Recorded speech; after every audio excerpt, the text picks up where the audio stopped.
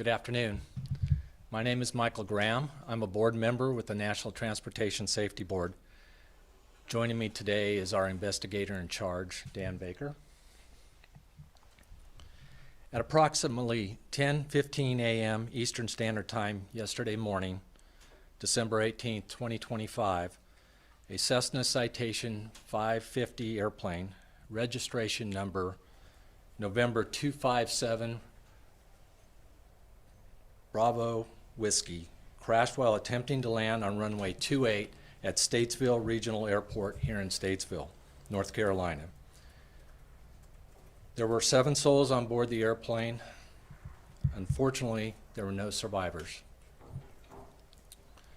Before I go on behalf of the NTSB, I want to express our most sincere condolences to the families and loved ones who lost their lives in this terrible tragedy.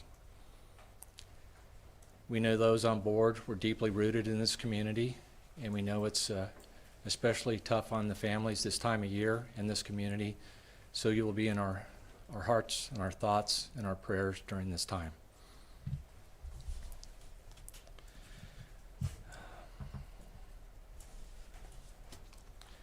We do have a representative with us from the National Transportation Safety Board's Transportation Disaster Assistance Division here in Statesville, in contact with the family members of those who lost their lives in this terrible tragedy. They will be providing them with resources they will need to get through this tough time, and also provide updates on our investigation. Accurate information regarding fatalities and injuries stemming from this accident will be provided by the local medical examiner. The NTSB GO team arrived last night, so today was our first day on scene, first full day.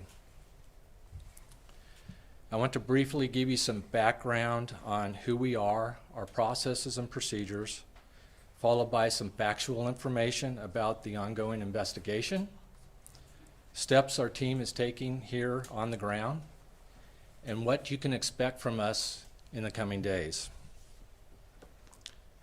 The NTSB is an independent federal agency charged by Congress to investigate all civil aviation accidents and significant accidents in the other modes of transportation.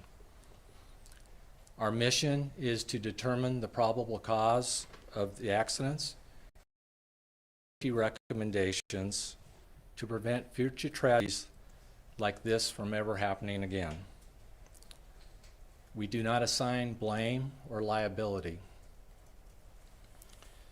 We are here on scene to gather perishable evidence, which our team methodically and systematically reviews throughout the course of the investigation to determine the probable cause.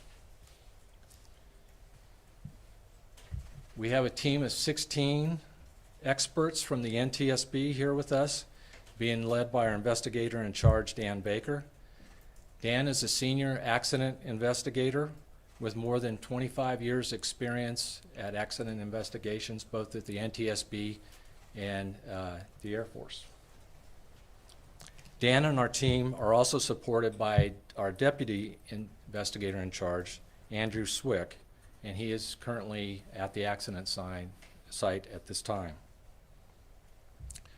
I want to emphasize this is the beginning of a very long process, and we will not jump to any conclusions while we're here on scene in North Carolina, nor will we speculate. Early this morning, we held an organizational meeting where we established parties to the investigation. The NTSB offers party status to those we believe provide needed technical or specialized expertise to the investigation. Eventually, each investigative group, which I will describe in a minute, will produce a factual report, which each of the parties will verify its accuracy. Importantly, however, parties do not participate in the analysis or the report writing. Parties to the investigation so far are the Federal Aviation Administration, and they are always a party to an aircraft accident. and Textron Aviation Incorporated, which was the manufacturer of the aircraft. Additionally, Pratt & Whitney Canada, the engine manufacturer, is serving as technical advisor to the investigation. As part of our investigation, we formed groups to examine specific areas of interest in depth.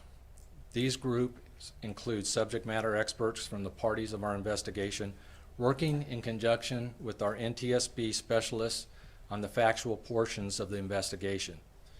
For this accident, we have established the following parties. First one is systems. They will examine components of the airplane's hydraulic, electrical, navigational, pneumatic, and associated systems, together with instruments and elements of the flight control system. The group will also examine the maintenance records. Another group is power plants, which will examine engines and the engine accessories. And the final group we have at this time, although we can add groups if necessary, is operations, which will document the history of the flight and the crew members' flight experience, training, and certification. A preliminary report of this accident is expected within 30 days. However, a full investigation lasts 12 to 18 months before a final report is released. The information that we provide today is preliminary, and it's subject to change during the course of this investigation.